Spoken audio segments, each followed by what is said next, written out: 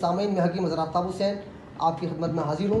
और आज हमारा मौजू है एक ऐसे मसले की तरफ जो कि जिसका जो है वो हर शख्स इससे दो चार है, क्योंकि हर शख्स को तकरीबन 10 में से 8-7 अफराद को दवाइयों से वास्ता पड़ता है, डॉक्टरों से वास्ता पड़ता है।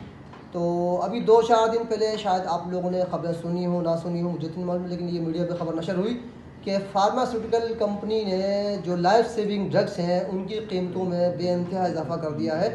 और ये इजाफा इतना हो चुका है कि गरीब आदमी तो गरीब आदमी, बल्कि एक मिडिल क्लास आदमी की भी पहुंच से वो दवाइयाँ दूर है। मिसाल के कैंसर की दवाई मेरे ख्याल से वो 4.5-5 लाख के करीब हो गई है। हेपेटाइटिस सी की दवाई भी तकरीबन 11,000 के करीब, इसका एक इंजेक्शन जो वैक्सीन होती है वो पर वैक्सीन की कीमत हो चुकी है। इस तरह और भी मुख्तलिफ दवाइयाँ जो लाइफ सेविंग ड्रग्स में आती हैं, यानी जान बचाने वाली अद्वियात, जब आदमी अपनी ज़िंदगी की बका की जंग लड़ रहा हो उस वक्त वो दवाइयाँ काम आती हैं। अच्छा, मेरे जो नाजरीन हैं और जो मेरे सब्सक्राइबर हैं, शायद वो मेरी वीडियो उनको याद हो, 2-3 साल पहले हमने एक वीडियो बनाई थी दज्जाल का फितना और हमारी सेहत। उसमें मैंने बहुत सी चीज़ों की निशानदही की थी और उसमें मैंने एक बात ये भी कही थी कि एंटीबायोटिक मेडिसिन के हवाले से कि एक वक्त ऐसा आएगा कि ये मेडिसिन रिस्ट्रेंट हो जाएंगी। मतलब इसका मतलब ये कहने का है कि जब किसी भी चीज़ की ज़्यादती हमारे जिस्म में बढ़ जाए तो एंटीबायोटिक मेडिसिन एक ऐसी मेडिसिन है जो आपकी क़ुव्वत मदाफ़ियत को मुतासिर करती है। और अगर ये माँ के पेट से या बच्चा जब छोटा हो, नवमौलूद हो, उस वक्त से उसको एंटीबायोटिक की आदत पड़ जाए तो उसकी जीन्स उसी के मतलब उसको वो मेडिसिन उसकी एंटीबॉडी बन जाती है और उसके अंदर मौजूद बीमारी की जो वायरस है, जो जरासीम है, वो उन दवा के आदी हो जाते हैं और वो उसके ख़िलाफ़ रेजिस्टेंट हो जाते हैं, यानी कि वो दवा फिर उस पेशेंट पर, उस बच्चे पर काम नहीं करती। और मैंने जैसा कहा था कि 2023 या 2024 के अंदर एंटीबायोटिक मेडिसिन बेहतर हो जाएंगी। बेहतर होने का मतलब यही है कि हमारे जिस्म के अंदर वो दवाई इतनी मकदार में जा चुकी होती है बचपन से नौजवानी तक, फिर जवानी तक, कि उसके बाद हम किसी और तरीक़ा इलाज बिल-ग़िज़ा के काबिल नहीं रहते। और फिर लोग शिकायत करते हैं कि यार हम हर्बल इलाज करते हैं, हमें कोई फ़ायदा नहीं होता। उसकी रीज़न ये है, जब बच्चा छोटा होता है उसको 9 उम्री से और हद तक के दुनिया में आने से पहले से जब एंटीबायोटिक मिल रही हो तो वो उसकी जीन्स उसी तरह उसकी जीन्स में शामिल हो चुका होता है, उसकी बॉडी के अंदर ये मेडिसिन एंटीबॉडी बन चुकी होती है और तमाम अद्वियात के ख़िलाफ़ रेजिस्टेंट हो जाती है।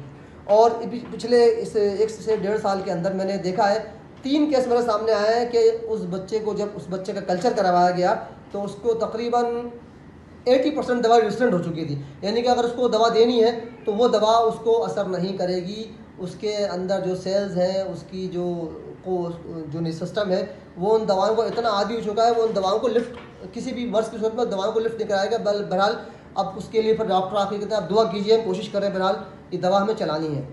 तो ये सूरत हाल इंतहाई ख़तरनाक है। देखिए, आप लोग इस बात को समझें, ये हमारे ख़िलाफ़ एक बहुत बड़ी साजिश हो रही है।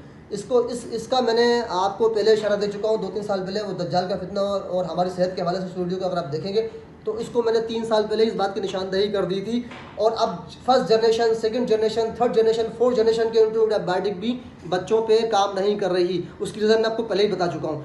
तो इसके लिए हमें एक लाएमल तय करना पड़ेगा, अपने बच्चों को गैर ज़रूरी तौर पर एंटीबायोटिक मेडिसिन से बचाना पड़ेगा। और फिर ये एक बात और ध्यान में रखिए, कुछ अरसे बाद ऐसा होगा कि जब हम इन दवाइयों के आदी हो जाएंगे, जैसे अभी मैंने आपको कहा कि कुछ दवाइयाँ बेइंतहा महंगी हो गई हैं और कुछ दवाइयाँ मार्केट से शॉर्ट हो जाती हैं, मार्केट में मिलती नहीं है, ब्लैक में मिल रही होती हैं। तो ये हमारी इस पूरी कौम को जो न्यू वर्ल्ड आर्डर के तहत जो है ना, ये कुछ जो कारोबारी हजरात जो उसको उन्होंने अपना कारोबार बनाया है, हमें उस दोराए पे खड़ा कर देंगे कि हम इलाज के काबिल नहीं रहेंगे, बल्कि अपनी ज़िंदगी के लिए हम किसी और के मोहताज हो जाएंगे। तो आपसे गुजारिश है कि आप लोग अपने तौर पर अपने घर के अंदर इस पर इनिशिएटिव लें, अपने आप को नेचुरल करें, नेचुरल लाइफ की तरफ आएँ, हर्बल पे इस्तेमाल करें। छोटी छोटी बीमारियों के लिए जो है ना आप उस पर आप फ़ौरन एंटीबायोटिक ना लें। तो मेरी आपसे गुजारिश है, जब भी आपको कोई आपका बच्चा बीमार हो तो कोशिश ये करें कि आप नेचुरल इलाज की तरफ जाएं। और जब माएँ प्रेगनेंट हो तो उनको चाहिए कि जो पुराने तरीक़ेकार थे, जो खुराक का डाइट प्लान, पहले 3 महीने के अंदर क्या खुराक होती थी, दूसरे 3 महीने में क्या खुराक होती थी और आखिरी 3 महीने में क्या खुराक देसी खुराक हुआ करती थी।